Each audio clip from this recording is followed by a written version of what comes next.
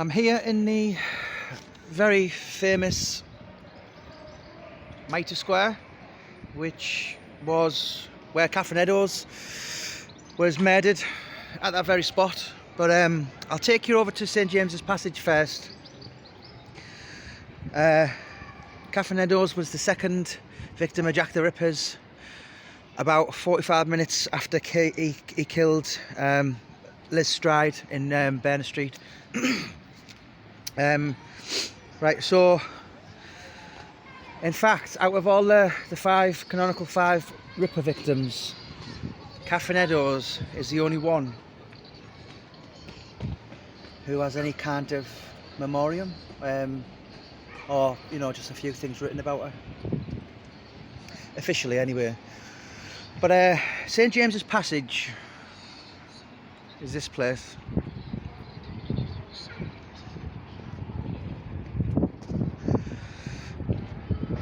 So it was on this very corner, the 30th of September 1888. The fourth victim of the Ripper, Catherine Eddowes, she was last seen alive, stood there. She was she was seen talking to a stranger. It must have been Jack the Ripper.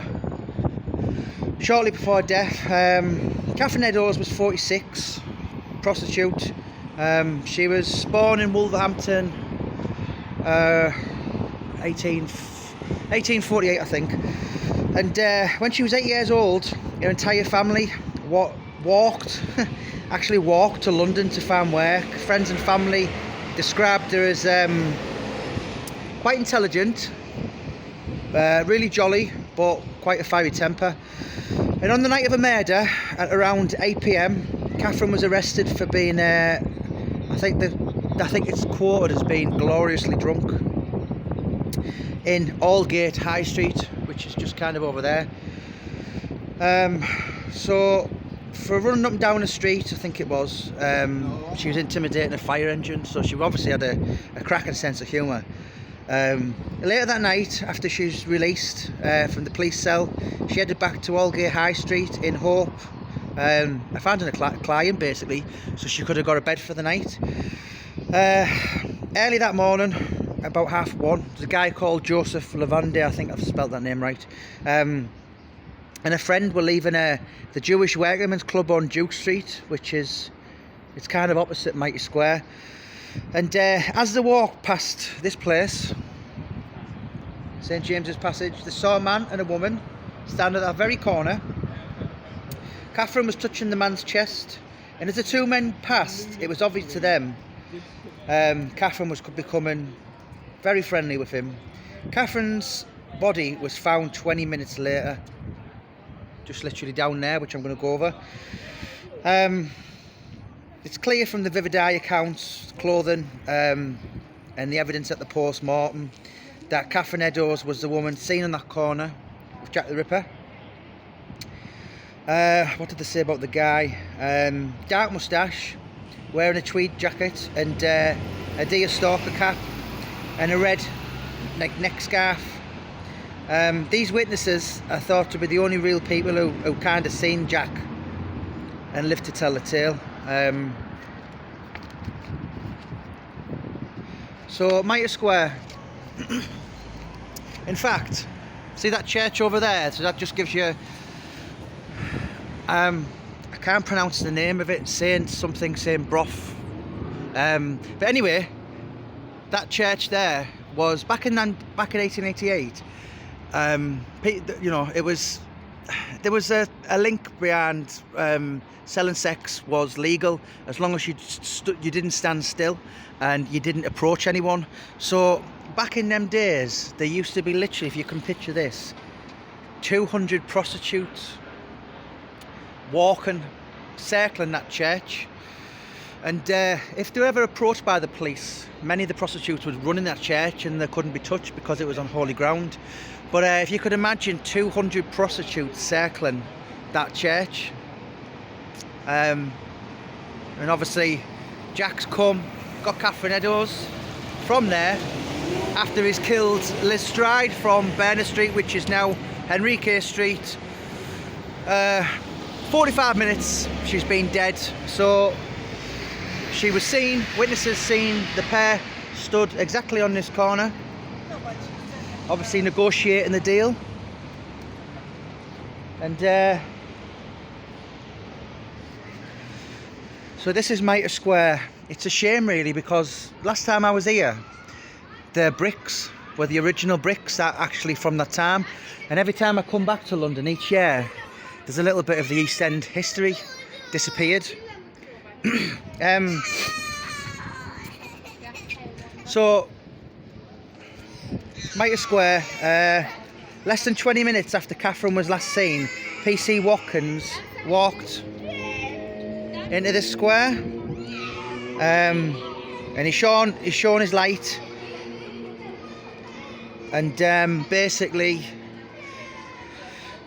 seen a woman's body laying just down here, surrounded with like a pool of blood. And this here was like a wooden gate. Even in the darkness, the police officer could see she'd been cut to pieces. Obviously, quite quickly a crowd of people arrived to gawp at Jack the Ripper's fourth victim, but her body was seen exactly out here.